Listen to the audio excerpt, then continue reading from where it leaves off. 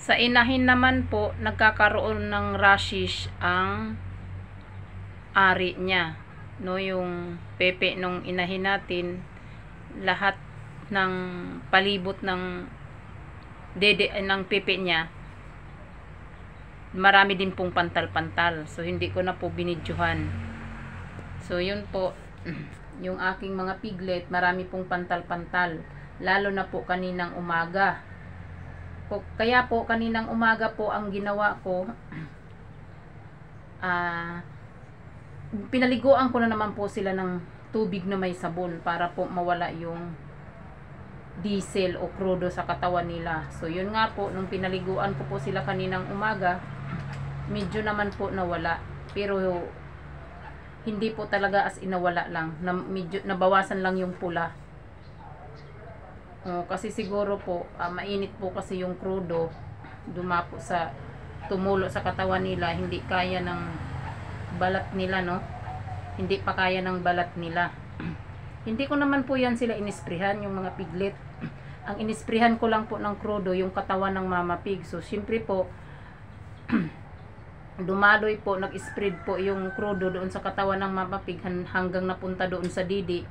Pag didi po nila, na dumaloy sa katawan nila, sa mukha nila, sa tenga, sa katawan nila yung krudo.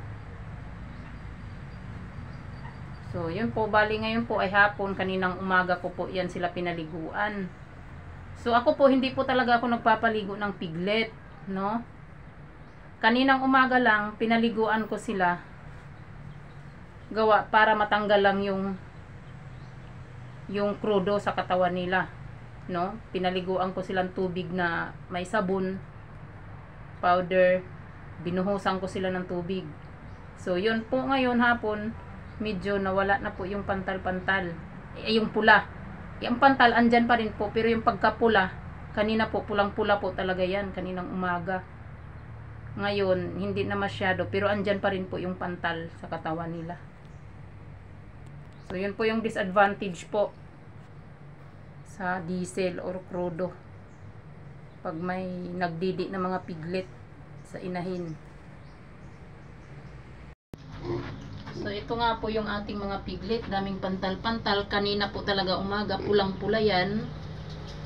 No, kaninang umaga, pagpunta natin dito, magpapakain na nga po sana ito. Nagulat pa. Maraming pantal-pantal yan. Pulang-pula.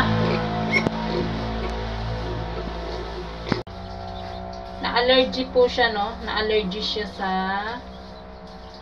diesel.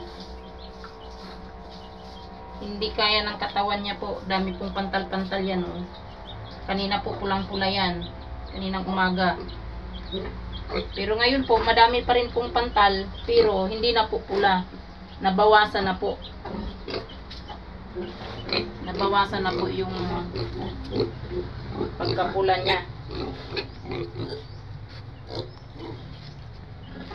Yung isa naman, itong isa kong piglet, nawala na yung pula, pero may pantal-pantal pa rin po yan, pero hindi na po ganong madami. So yun po, nabawasan na po yung kanina madami po yan, pulang-pula po. Ngayon hindi na po siya pula, oh. Nabawasan na po yung pagkapula niya, pati dyan po sa dyan niya. Kanina pong umaga dito po, pulang-pula po yan. Dito, oh, ito. Dito sa tinga niya, dito. Sa mukha niya, pulang-pula na.